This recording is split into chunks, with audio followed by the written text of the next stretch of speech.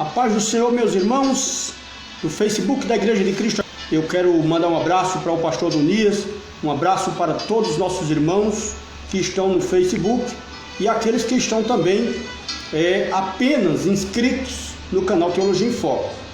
Nós estamos nessa noite na 11ª live sobre o seminário de apologética. O seminário de apologética, ele tem a finalidade, o objetivo de esclarecer os ensinamentos errôneos de alguns grupos que se dizem evangélicos, que se dizem cristãos. E hoje nós estamos na última live da parte 2 sobre os adventistas do sétimo dia. Eu espero que você possa ter aprendido sobre esse grupo sectário, esse grupo que se intitula Detentores da Verdade, e portanto eu, pela misericórdia de Deus, nesse grande implemento para trazer algumas partes dos ensinamentos que eles dizem ser verdades.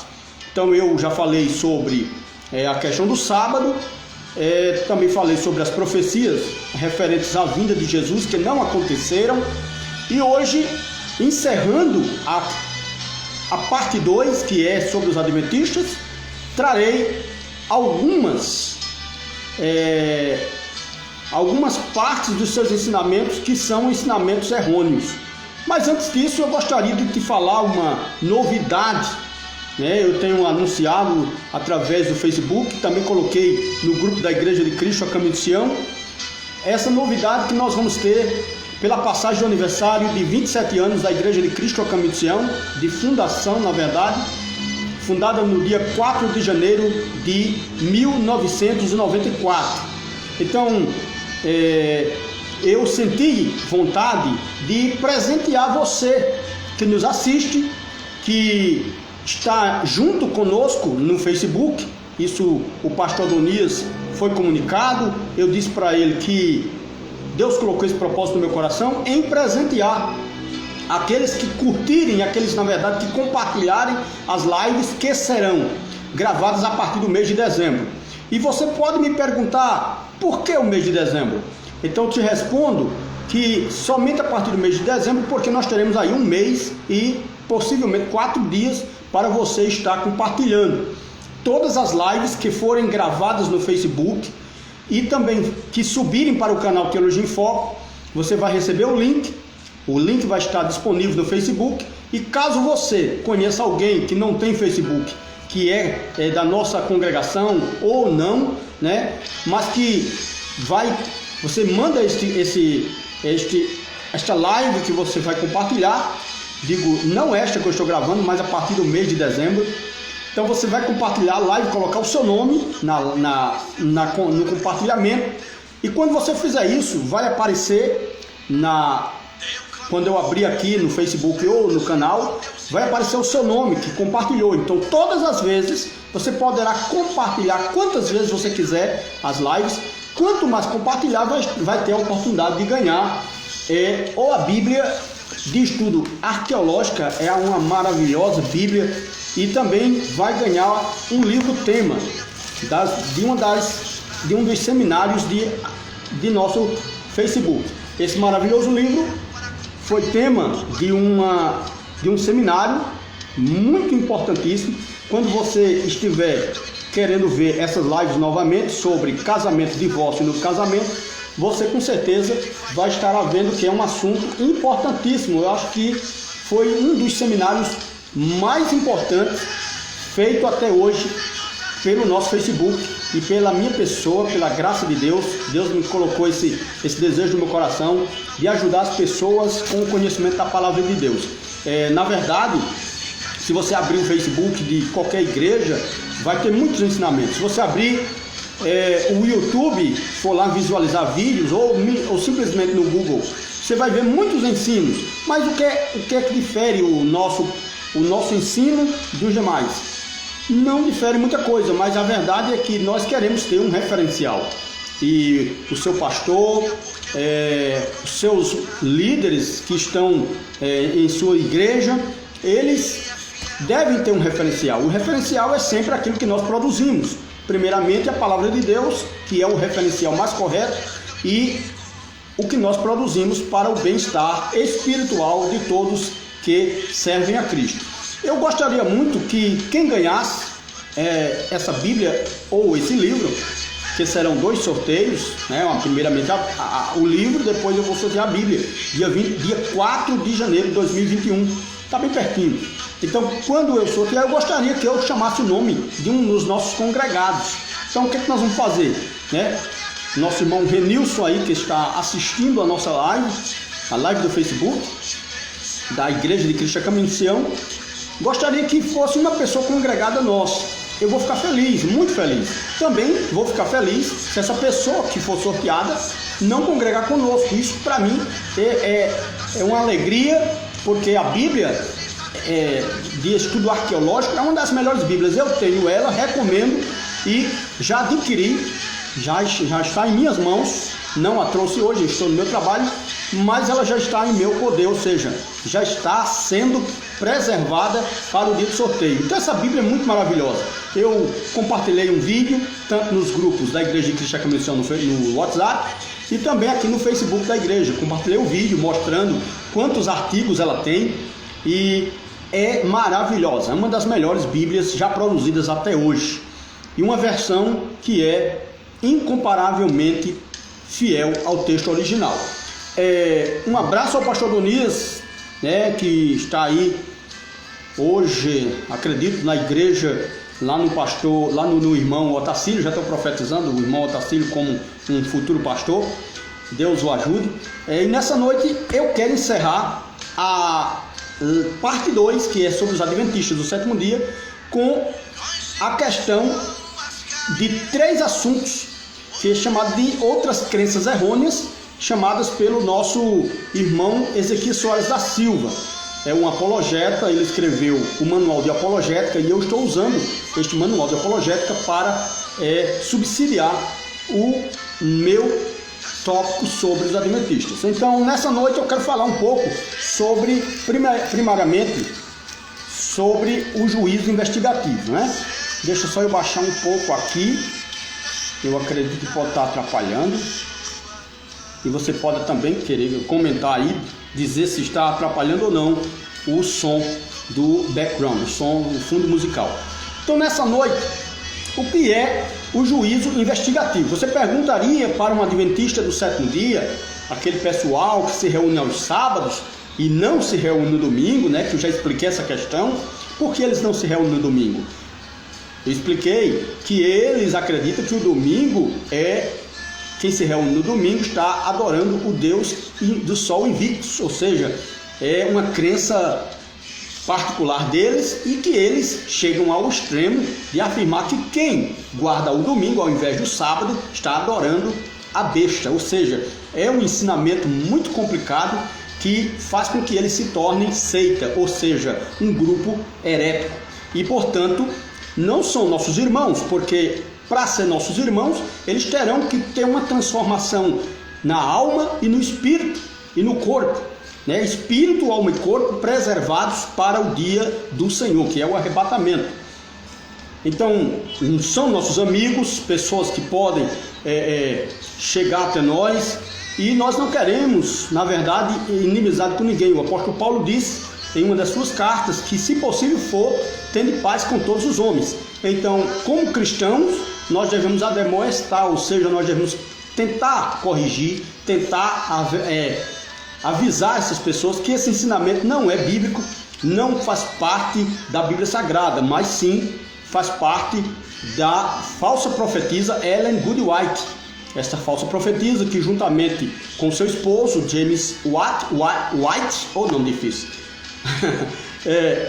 fundaram em 1860 o movimento adventista. Então, além desses ensinamentos, eles têm 3 tópicos que eu trarei hoje. Primeiro, o juízo investigativo.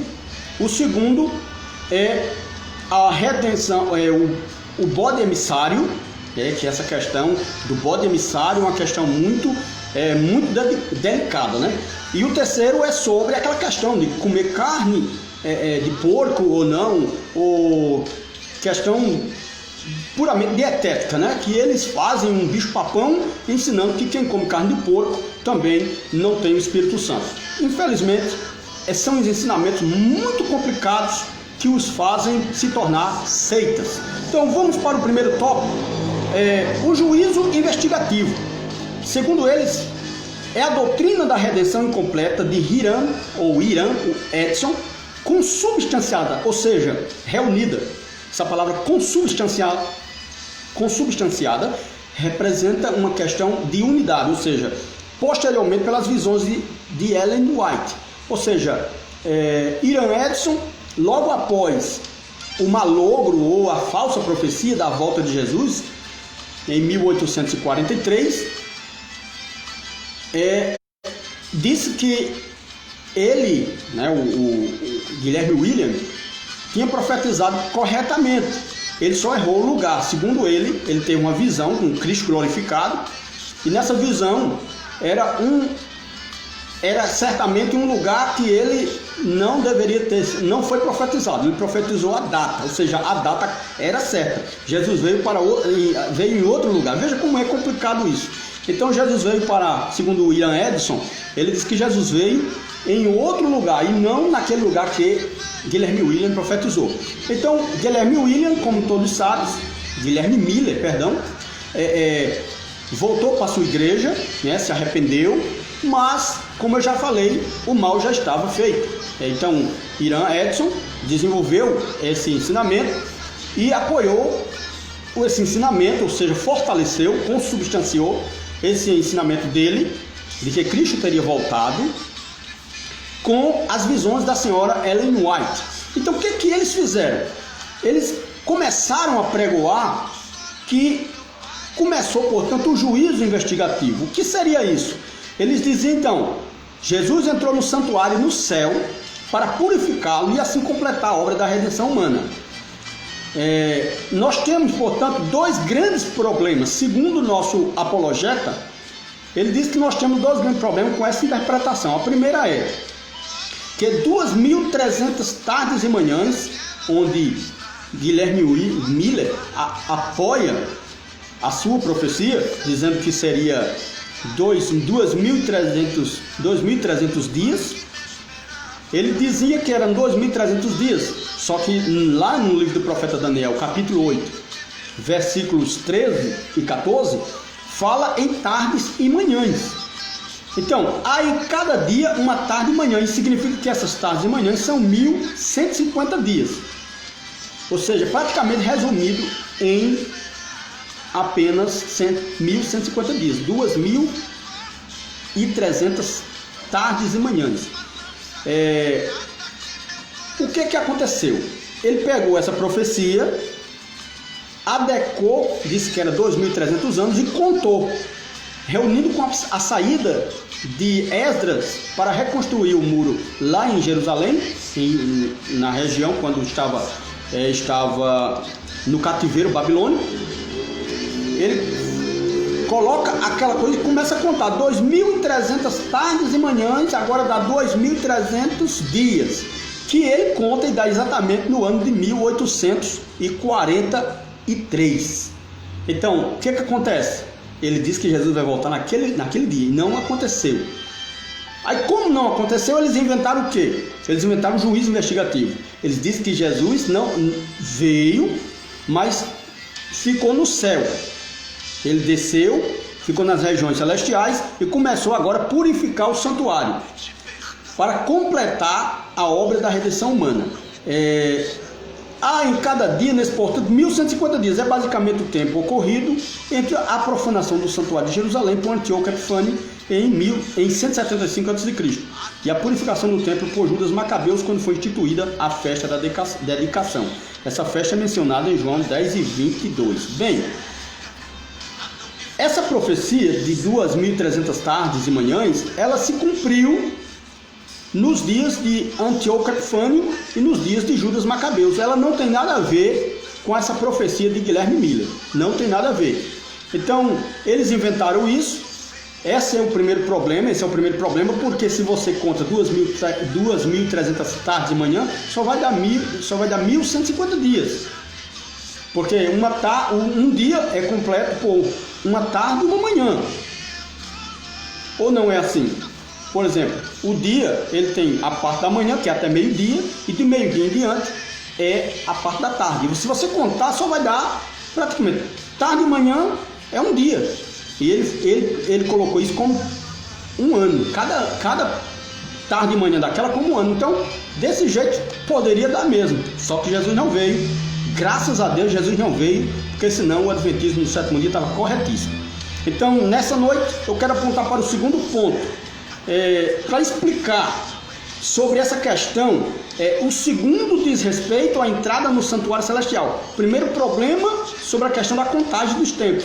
Segundo problema, a questão da entrada no santuário celestial. Jesus Cristo entrou no santuário celestial quando subiu ao céu, e não em 1844. Isso é o que o nosso apologeta Ezequias Soares de Souza afirma no seu manual de apologética. O Senhor Jesus assentou-se à destra da majestade nas alturas, quando foi assunto ao céu. Veja essa referência bíblica. Se você tiver a sua Bíblia em alcance, você pode ler. Hebreus capítulo 6, versículo 19 e versículo 20.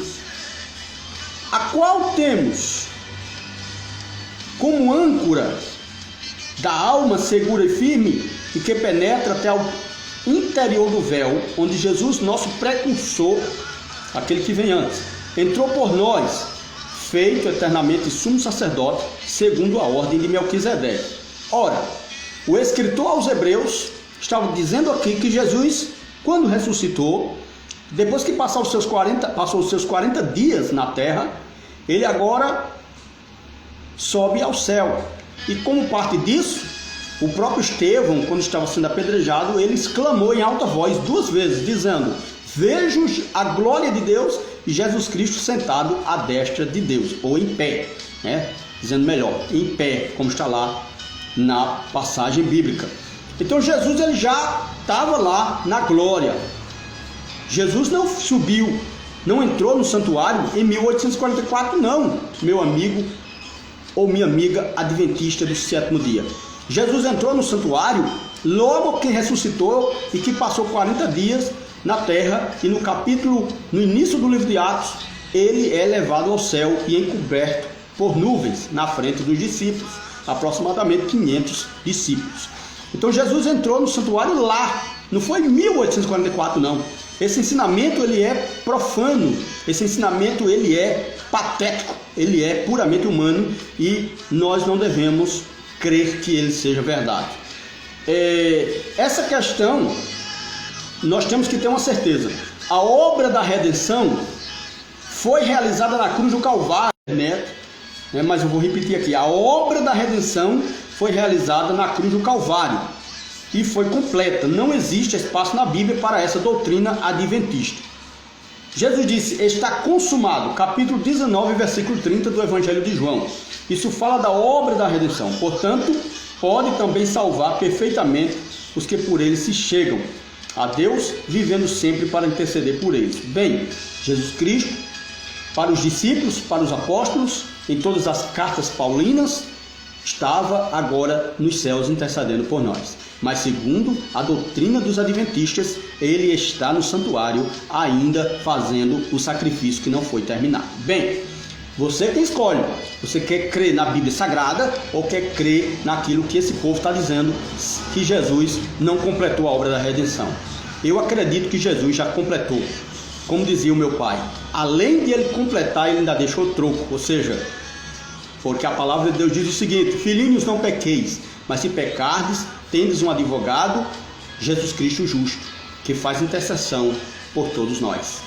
Então, nós temos a segurança de que ele já fez a intercessão, está fazendo, mas não está colocando sangue mais, porque o seu sangue já foi derramado no Calvário.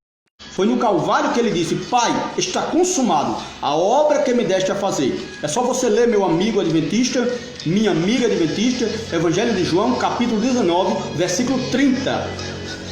Leia e medite, essa é a verdade. Os adventistas do sétimo dia, bem, nós vamos falar do segundo ponto agora. Eu dividi o primeiro ponto em 2 etapas. A primeira questão, porque é o problema do tempo, da contagem do tempo, e a segunda da questão da entrada de Jesus no santuário celestial. E agora vou para o segundo ponto, para sermos bem mais concisos. Os adventistas do sétimo dia dizem que o bode emissário do dia da expiação representa Satanás. Olha, eu quero que você nesse momento vire a sua Bíblia, se você tiver, para o livro de Levítico, capítulo 16, versículo 5 ao versículo 10. Essa passagem mostra Deus falando para Moisés o seguinte: Moisés, separe 2 bodes, apresente diante de mim. Leve, portanto, um bode e um será. Leve os 2 bodes diante da minha face, coloque as mãos sobre ele, mate um bode e o outro seja levado para o deserto. Esse bode levado para o deserto é chamado de Azazel.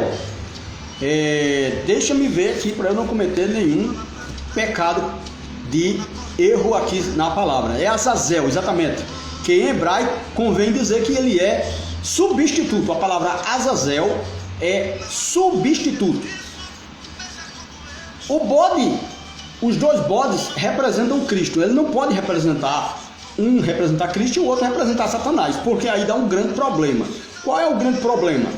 É que quando você diz que um bode, o bode que foi solto no deserto, é Satanás, está dizendo que o diabo levou seus pecados. E não foi o diabo que levou seus pecados. A Bíblia diz que ele levou sobre si todas as nossas enfermidades. O castigo que ele nos trazia paz estava sobre ele.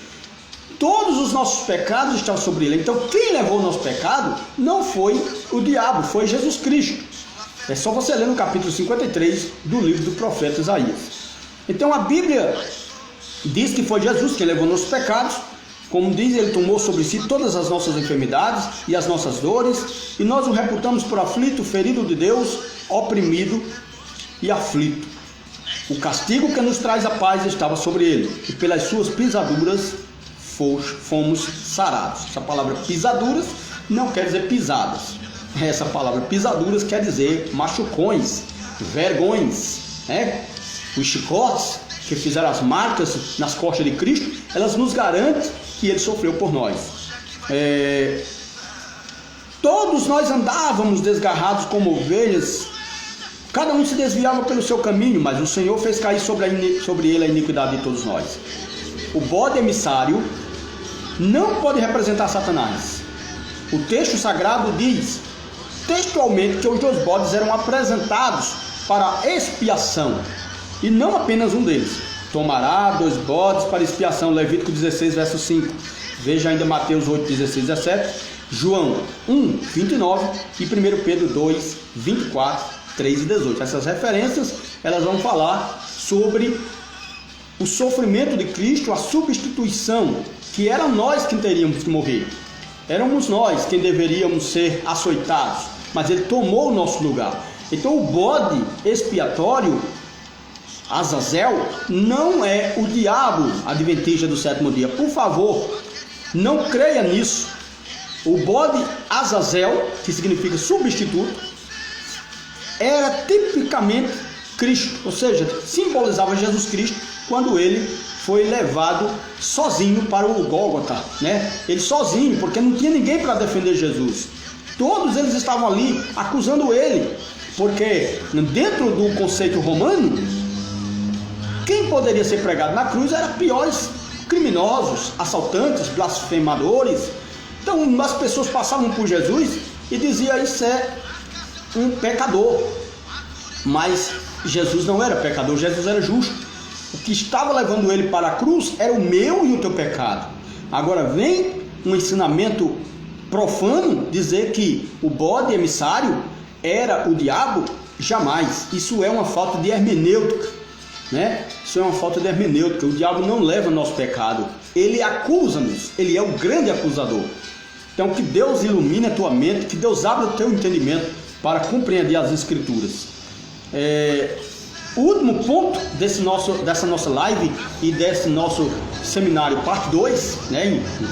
A partir de quinta-feira eu estarei trazendo a parte 3, que é sobre os testemunhas de Yahushua ou Yahusha, né? Como estão dizendo aí, profetizaram aí até o arrebatamento para o início do ano, e também não aconteceu.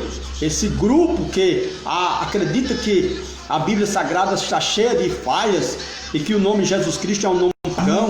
Então, quinta-feira eu vou trazer sobre esse grupo que ensina essas mentiras, e eu quero que você aprenda comigo, aprenda através da palavra de Deus. Então, o último ponto nessa noite é sobre a questão dietética, ou seja, os adventistas do sétimo dia ensinam, né, que não se deve comer carne de maneira alguma, mas principalmente a carne do porco, né? Eles fazem adesão àquela questão do termo judaico Kejru, que é as leis dietéticas, ou seja, você lê lá em Levítico sobre os animais puros e os animais impuros, e os judeus, eles têm aquilo ali. Até hoje, os judeus ortodoxos, eles não comem animais, por exemplo, que o coelho, por exemplo, que tem as unhas fendidas, mas não ruminam, e isso era praticamente uma questão dietética, ou seja, é uma dieta dos judeus, mas não é questão de salvação. Então vamos ver nesse último tópico, sobre essa questão. Deixa-me ler aqui o que o nosso amado irmão Ezequias Soares nos ensina. Ele diz: os adventistas do sétimo dia ensinam que o cajiru, e seguindo o modelo do hinduísmo, os hinduístas não comem carne, dizendo: o Novo Testamento recomenda os cristãos não comerem sangue e nem a carne sufocada. Quanto às leis dietéticas prescritas por Moisés, não há proibição alguma na Nova Aliança. Isso é o que mostra Romanos capítulo 14, versículos 2 ao versículo 6. Quem acha que pode comer de tudo, não critique o crente fraco que faz restrição de alimento, pois tudo isso que fazem, o fazem para Deus. Você vê 1 Timóteo 4, versículo 4 e 5, capítulo 4, verso 4 e 5, onde vai falar que essa questão de alimento, por exemplo, Deus criou todas as coisas. É claro que você não vai comer, por exemplo, animais peçonhentos, como fazem os chineses, escorpião, sapo, né? Mas certamente você vai fazer uma escolha, né? Você vai fazer uma escolha para utilizar como alimento. E aquilo que é agradável, como disse o escritor ao Gênesis, ele disse: todas as coisas que se movem te darei como alimento. Mas se tudo que se move a pessoa for comer, se tudo que está se movendo você for comer, você vai comer todo tipo de coisa ruim, cobra, escorpião. Então aí eu particularmente não teria coragem de comer um escorpião, nem que você colocasse queijo derretido sobre ele. Então essa é uma questão particular, e os adventistas do sétimo dia colocam como uma questão para a salvação. Se você come carne de porco, você não é de Deus. Eles dizem isso. Então, certamente, você está colocando algo, está colocando algo que substitui a salvação. E não é verdade. O Novo Testamento ele não faz proibição da pessoa comer carne de porco. Desde que você cozinhe bem, que você prepare direitinho para não comer a carne crua, porque você pode estar ingerindo uma bactéria, e essa bactéria que ela morre com fervura. Então, se você tem o costume de comer churrasco, caindo sangue ainda, pelo amor de Deus, dá uma fervurazinha melhor, ou queima mesmo lá no fogo a carne do porco, porque comer carne de porco para nós da Nova Aliança não é pecado. Não é pecado. É só você ler lá no capítulo 15, a partir do versículo 23 de Atos dos Apóstolos, o que foi proibido para nós gentios. E está lá: não comer carne sufocada, não comer o sangue, evitar a prostituição, evitar a adoração de ídolos. Pronto, não precisa guardar sábado, não precisa fazer distinção de festas, nada disso, porque nada pode substituir o sangue do Cordeiro. Outra doutrina parecida com a Testemunha de Jeová é a questão de negar o inferno. Eles negam o inferno, dizem, eles são aniquilacionistas, ou seja, acreditam que quando a pessoa morre, se acaba tudo, ou seja, somente o fôlego volta para Deus e você fica inconsciente. Bem, eu já falei isso sobre o Testemunho de Jeová. Nós temos uma alma e um espírito, e essa alma e esse espírito, eles têm estão tão unidas que não há como você separar. Você é humano, nós não podemos separar a alma do espírito, mas a palavra de Deus diz no capítulo 4, versículo 12 do livro de Hebreus, que a palavra de Deus é mais penetrante que a espada dos gumes, penetra até a divisão da alma e do espírito. Então tem uma divisão, mas eu não consigo fazer. A medicina não consegue fazer, a ciência não pode fazer a divisão da alma e do espírito. Então quando os adventistas, quando os testemunhos de Jeová dizem que o homem morre e acabou, então isso não é verdade. Então essa é uma questão. Deus preparou um céu para os justos, para aqueles que foram justificados, mas também preparou o inferno para o diabo e seus anjos e para aqueles que seguem doutrina de demônios e que precisam se arrepender, precisam corrigir a tempo para que sejam purificados dos seus pecados. Essa é a grande verdade. Além deles negar a doutrina do inferno, eles negam, por exemplo, eles chegam a afirmar que todos os pastores evangélicos,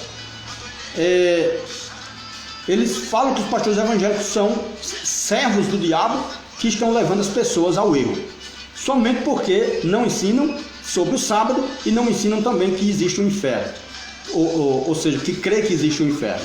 Então, essa é uma afirmação da própria senhora White. Ele ataca todos os pastores evangélicos. No livro Grande Conflito, talvez você não conheça, chama os pastores de agentes de Satanás. Olha só que erro, que acusação forte. No livro O Grande Conflito, se você procurar em livrarias, talvez você não vá achar, mas você pode achar, por exemplo, no site Estante Virtual, ou até mesmo com um adventista do sétimo dia. Faça amizade com ele, pega esse livro, dá uma lidazinha e vê o que Ellen White diz sobre os pastores evangélicos. Diz que eles são agentes do diabo.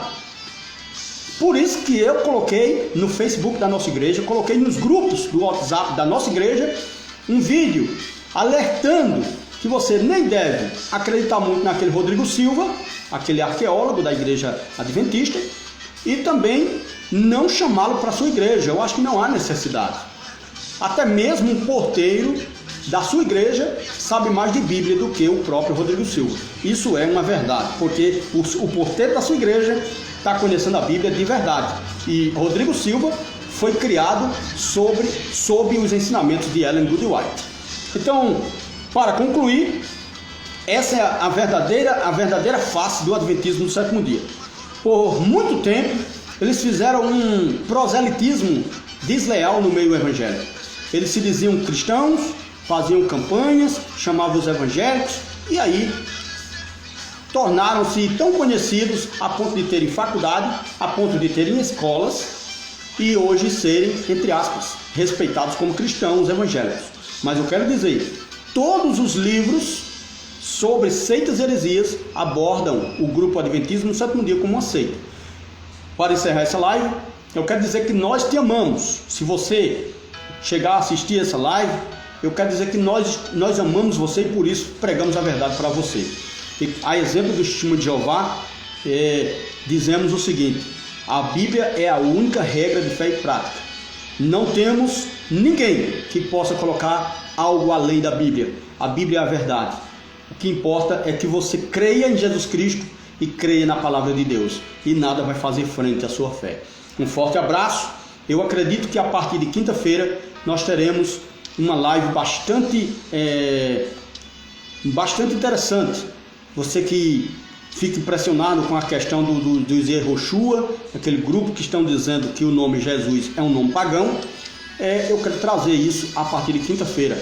Nossa próxima live é a Seminário de Apologética, parte 3, Testemunhas de Yehoshua ou de Yahushua, né? Já inventaram tanto nome. Mas em nome de Jesus, um abraço para você, a paz do Senhor. Obrigado para todos que acompanharam e aqueles que hão de acompanhar essa live, que daqui a pouco estará disponível no canal Teologia em Foco. Lembre, a partir do mês de dezembro, todas as vezes que você compartilhar as lives de estudo, você estará concorrendo à maravilhosa Bíblia de Estudo Arqueológica e ao livro do pastor Hernandes Dias Lopes, Casamento, Divórcio e Novo Casamento, tema de um dos nossos seminários. Deus o abençoe, um forte abraço e até quinta-feira, se Deus assim nos permitir, em nome de Jesus.